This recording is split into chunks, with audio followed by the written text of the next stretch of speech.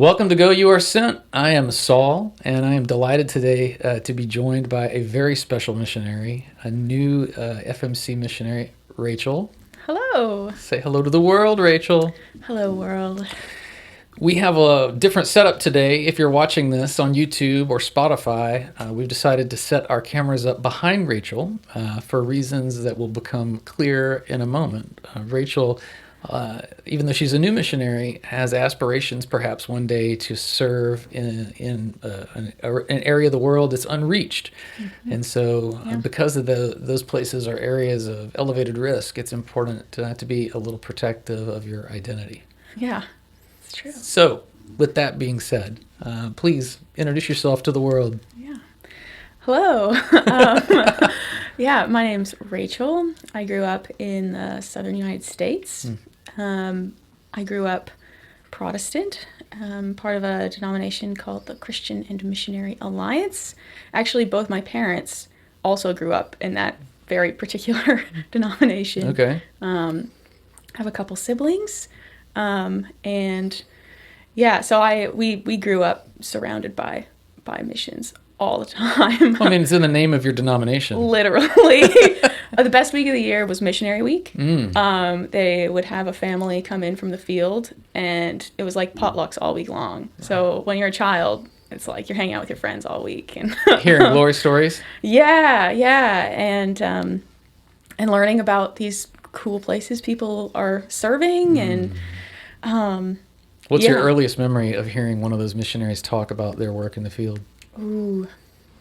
It's funny. I think probably my earliest memory is actually being taught about missionaries who served in the past. Like, there's a woman named Mary Slessor who I think she was actually like Presbyterian or something. She served in Africa, and one of her major, she went and enculturated with the people she was with. She like learned the language and everything. I remember as a kid being like, yeah, this is how you should do it. This is amazing. And then she, but one of the major things she did was the area of Africa she was serving in had this practice where if you had twins, they believed that they were born of demons. And so they would abandon them in the woods. And I'm like hearing this when I'm like 4 or 5.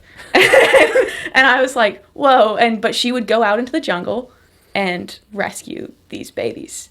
And because of her efforts, the culture changed. Wow. And the practice is no longer done there. And I just remember hearing this as a kid and being like, oh my goodness, this is the power of the gospel. Like 100%. Yeah. And there's a bunch of places in the world that need that. Yeah.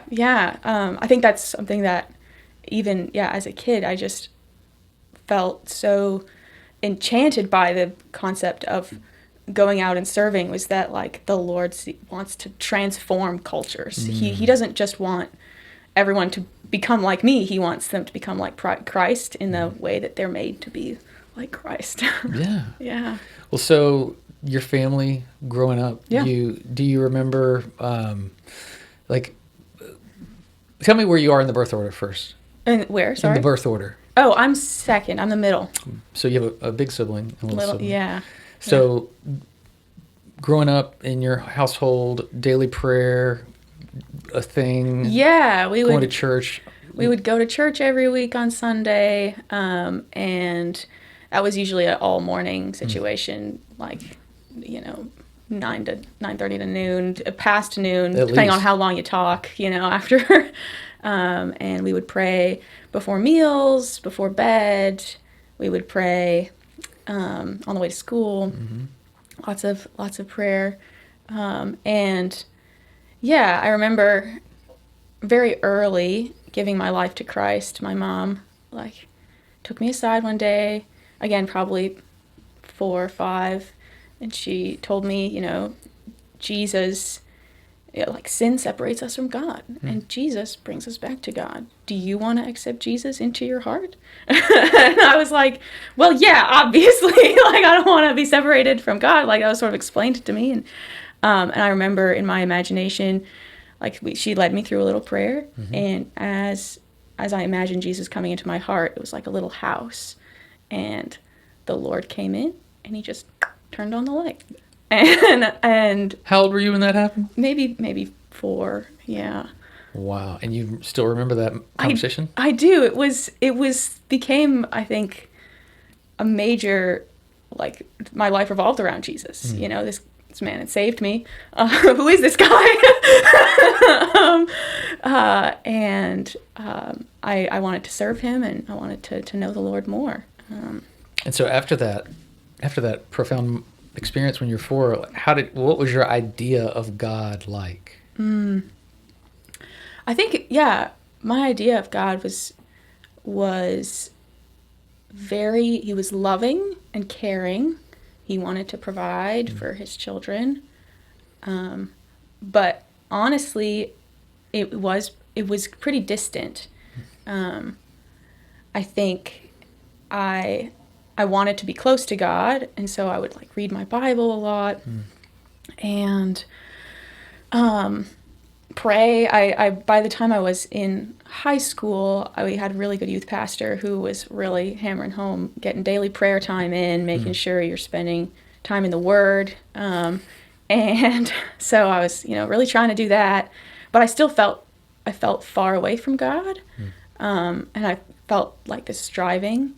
And it's interesting. Even as I'm talking about it now, I'm thinking about like becoming Catholic. One of the big things that drove me into the Catholic Church was realizing that God wanted to be close to us. That like he had set up the church to be close to us. I became Catholic my last year of college. Okay. Yeah. Well, so before that, Yeah. you had to have had some idea, though, that like this wasn't just a collective. God isn't just here for humanity. No, He's here for Rachel. Yeah. Like, when did that occur to you the first time that he loved? If you were the only person on earth, Jesus would have gone through everything that he went through just for you. It's funny. I remember growing up and wondering about my testimony because we were very evangelical, like people. And so testimonies were a big deal. Yeah. And I remember like being like, well, what's my testimony? Like, how has Jesus shown his love for me? And I remember, praying about it at some point in high school and just realizing that like my testimony is like every day turning to Jesus, that Jesus he's there, right there, all the time. And he's, and all I need to do is turn to him each and every day. I think I probably had my profoundest encounter with Jesus, the call of Jesus and on my heart for missions, in high school. And that was it's interesting, like thinking about like God's love for me as well. And like, even like that as an experience of God's love, in the moment. I can tell you a bit about that. Please, yeah, for sure. I was at the Christian Missionary Alliance has a big youth conference every year called Life. Not every year, it's every 3 years. And I was at my Life conference, and I knew they were going to have a call to missions. They were going to be like, do you want to be a missionary? Because that's our thing. And the night of the week came, and I knew it was the night because they had this really awesome missionary lady get up there. She'd served in the Middle East, had like really intense experiences over there, and she was just talking about like her time in the war, like all these things, and I heard her talking. I was like, that I want to serve Jesus through thick and thin. I want to do that. And then she got off the stage, and I was like, whew, dodged that one. Don't have to think about that. And then the like MC guy gets up there, and he's like, now some of you may have felt called to do something today. And I was like, come on, can you be more specific? But I knew in my heart like what that meant. And that was an invitation for you to stand up and he was like, and if you have, we invite you to come up to the front. Yeah. And I was like, it's not me. I'm just going to sit still. I'm not going to go up there. I'm going to be. And so I'm like sitting there, and they're like playing like praise and worship in the background. It's like nice and calm, and I am like hunched over, like doubled over in my chair, like sobbing. I'm like restraining myself in this seat. I'm like, don't go up. Just be, it's going to be over like any minute now. Like, you're going to make it through. And then I like took a minute to pause, and I like looked to the left and to the right, and I was like, nobody else is like doubled over in their chair. Nobody else is like feeling like physical stress at this. And I was like, why am I so stressed about this? And I was like, well, I want to go up, but something's holding me back. And I was like, well, what it was I really thought that I was supposed to go to school, go to college. And, you know, I was like, well, you're supposed to give everything to God. So I gave that to God, and there was nothing between me. And I remember I'm pretty sure I ran to the front of the room to receive prayer, and after a delay of some time, you finally got up and ran. I gotta go. If I walk, I'm not gonna make it. So I was like, I gotta run to the front, and I ran to the front, and I remember just experiencing this like profound peace that like I was in the right place at the right time. That like the Lord had invited me to this, and I remember going up. I found that lady afterwards. I was like, I gotta talk to her about this. Yeah. And I went and I sought her out, and I was like, I think the Lord's like calling me to do this. And I think she was a very seasoned missionary, and she was like, I was like, do you have any advice? And she was like, two things. If it's really from the Lord, it's not going to go away. And if you can't be a missionary here in the States, you can't be a missionary overseas. Those are two really good pieces of advice. I know. It was like, okay. And yeah, that one about the practical advice about like being a missionary here being like the first challenge, right, was what really sort of motivated me in the rest of my like trying to do evangelization through college and even after college, learning different types of, whether it be like relational ministry or just Bible studies, like what does that look like? And but I think the hope I got from the first one, that it really is from the Lord, it's not going to go away, like the fact that it hasn't gone away. Well, I mean, at that point, you'd already been on fire for missions for probably a decade. That's a good point. Right. Yeah. Yeah, that's true. So it was persistent through your childhood, even though you might not be like internalizing it that way. Yeah. It was persistent. It wasn't going away. No, it was burning fast. And Satan was doing everything he could to keep you from running up there. Yeah. And I even remember, like, as a child, the hearing about missionaries and thinking like, oh, I want to do that. And then the thought, oh, everybody wants to do that. like that lie. It's funny what your perception is when your church has missionary in the title. Literally. Right?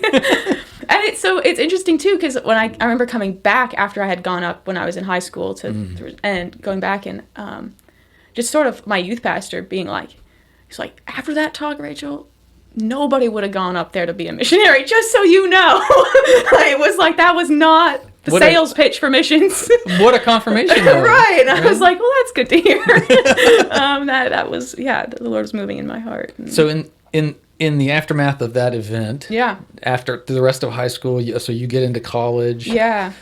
Without telling us too much. Sure. Like, tell us about that transition from high school to college and how that call stayed with you and what you did about it. So, I had been given the advice that when you're like discerning, because I knew I wanted to do missions, but I wasn't sure how to go about doing it. And so I was like, well, if you don't know what to do next, you pray about it. And if you don't have any like door signs on the door or whatever, you do what the Lord lays on your heart to do, and you see how long that goes till the door closes. So I ended up deciding to go to college because I wanted to study ancient manuscripts since I was a little child as well. And so I had the Lord opened all the doors to go that direction.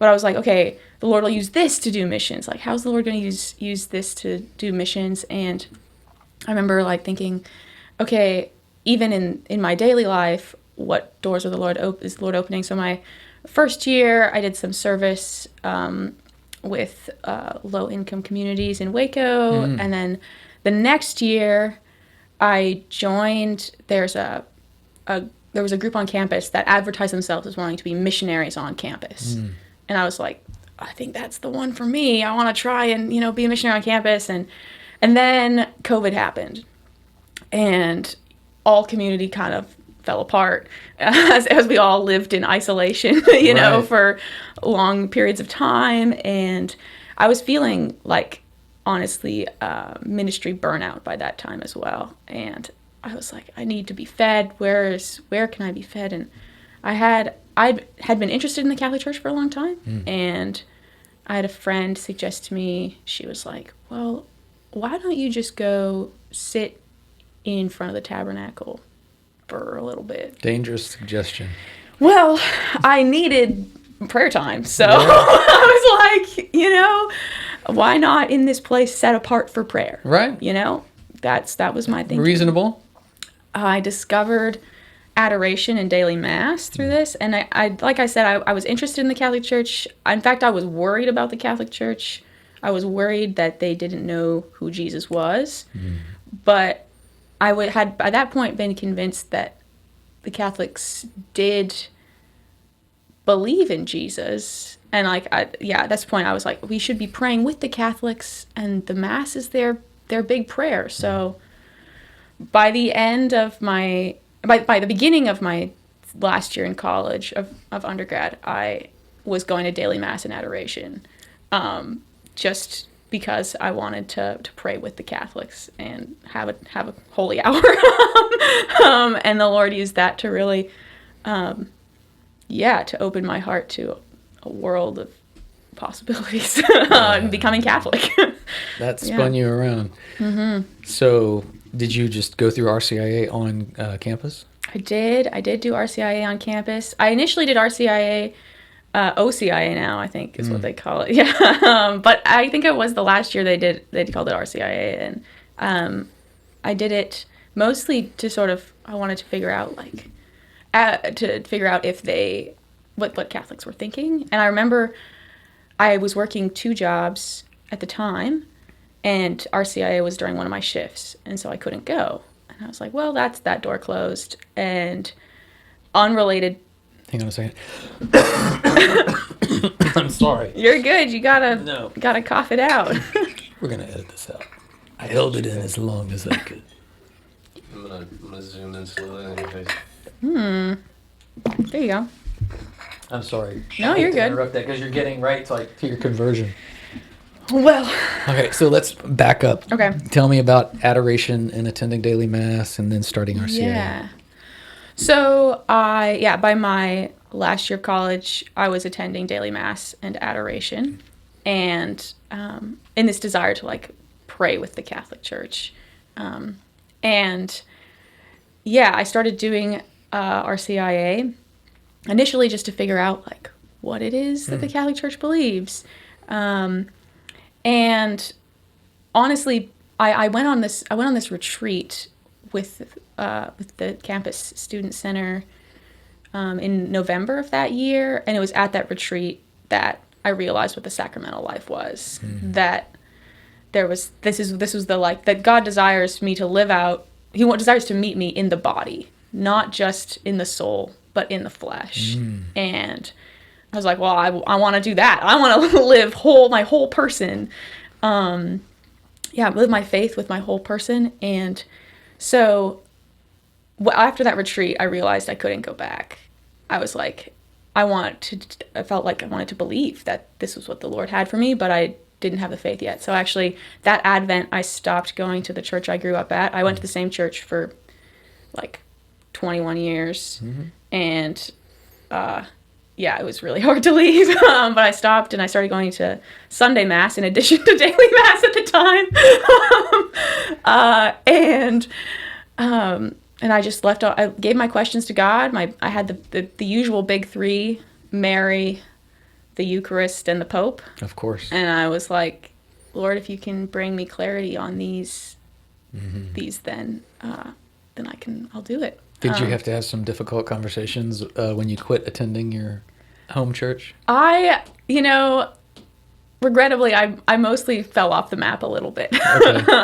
That's difficult. And you were young. Yeah. I had one pretty intense conversation with my youth pastor at one point, but he was very supportive of me, and his desire for me to love God more deeply has persisted throughout my life. So that's been encouraging.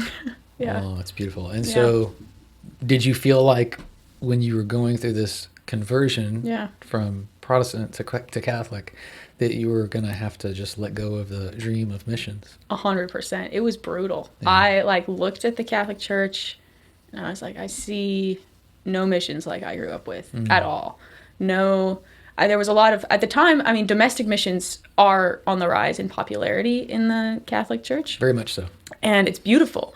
And honestly, it was a great sign of hope to me because honestly, the focus manual that explains what the gospel is, I was like, thank goodness somebody's doing that, because someone needs to, where is it written down? Right. But I was like, but I feel this call to serve overseas, and I was like, maybe if you need me to do that, Lord, just let me know.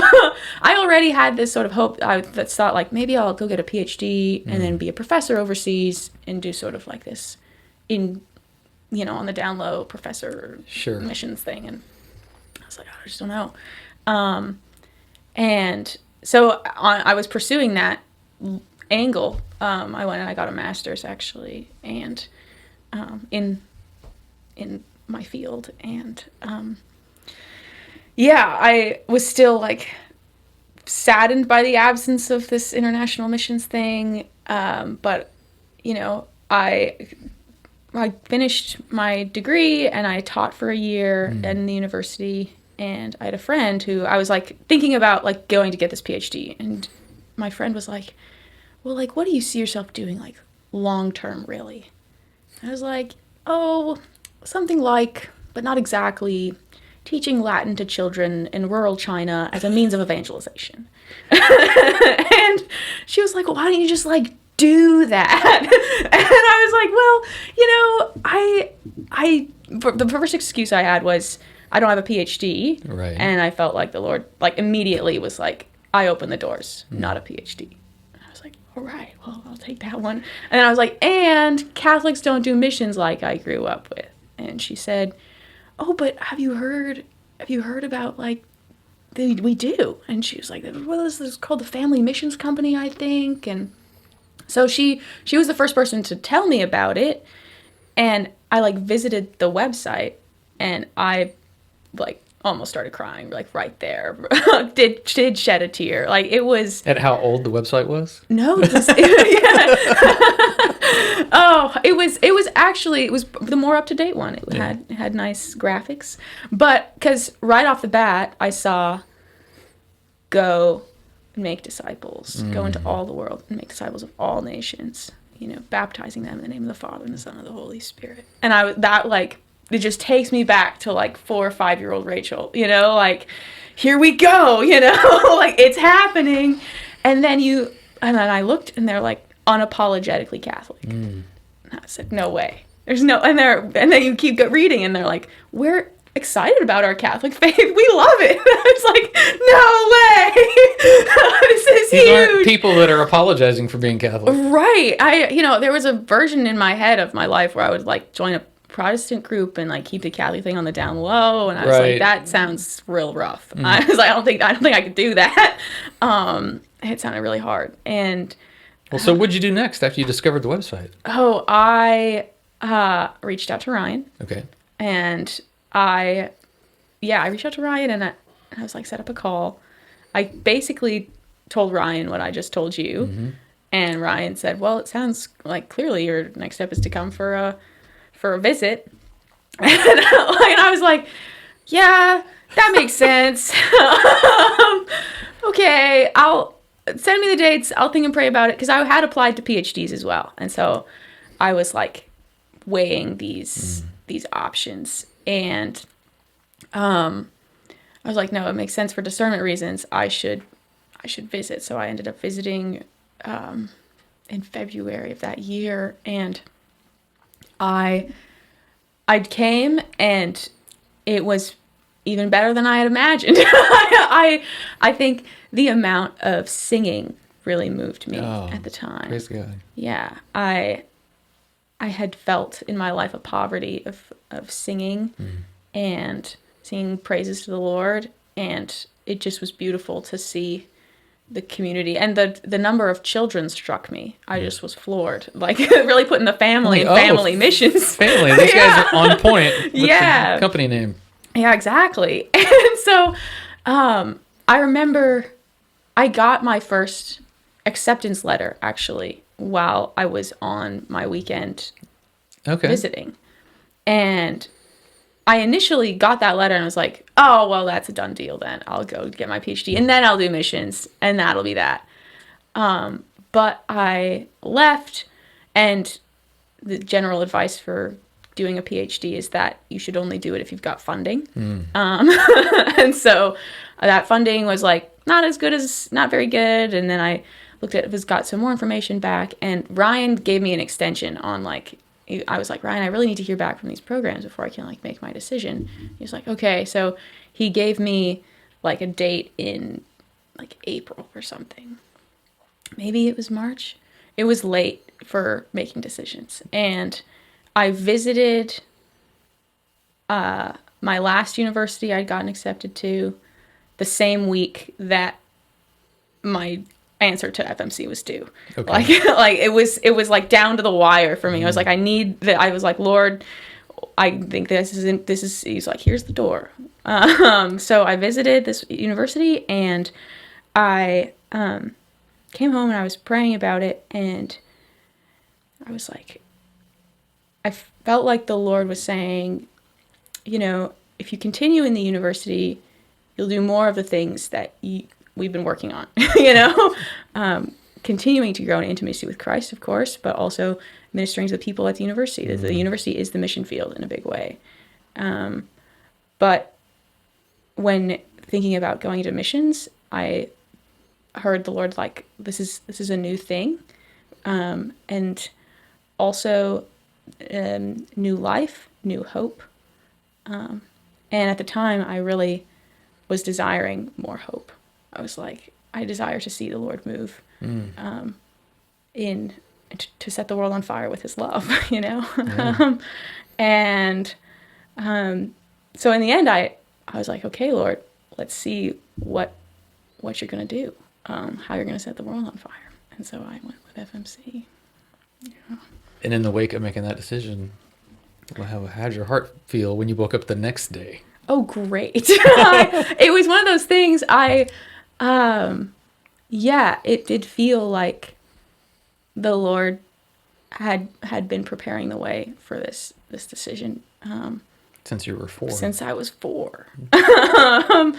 And I in a huge way, I don't feel like my story's over. I feel like my story's very much. So it's a funny interview for me, this one, because it's sort of middle of the road on the journey itself. Sure.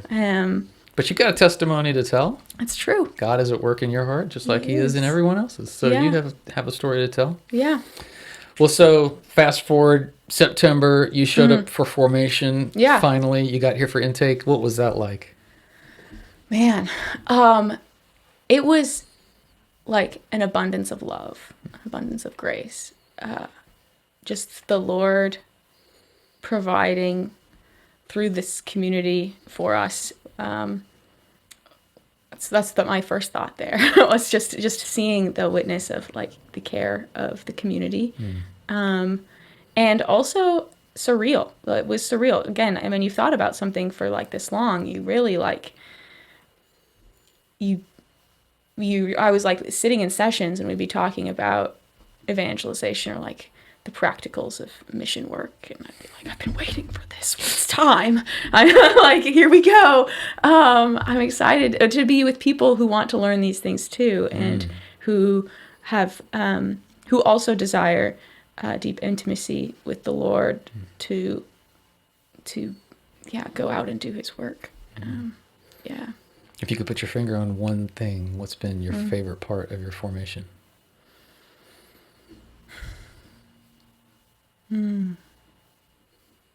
I've enjoyed the talks. And it's funny because it feels like getting to know someone over a long period of time. The talks have been very carefully planned and selected. People, the intake talks, we do it for 6 months, so it's kind of surprising that it would, but people can think 6 months in advance.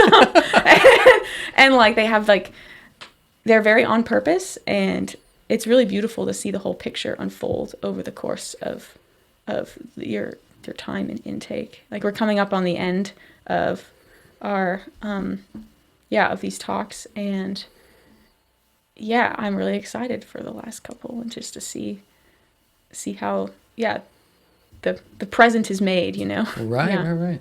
Well, so how's your family doing with all of this? Families of converts don't always handle it very well. Yeah. Well, my mom says,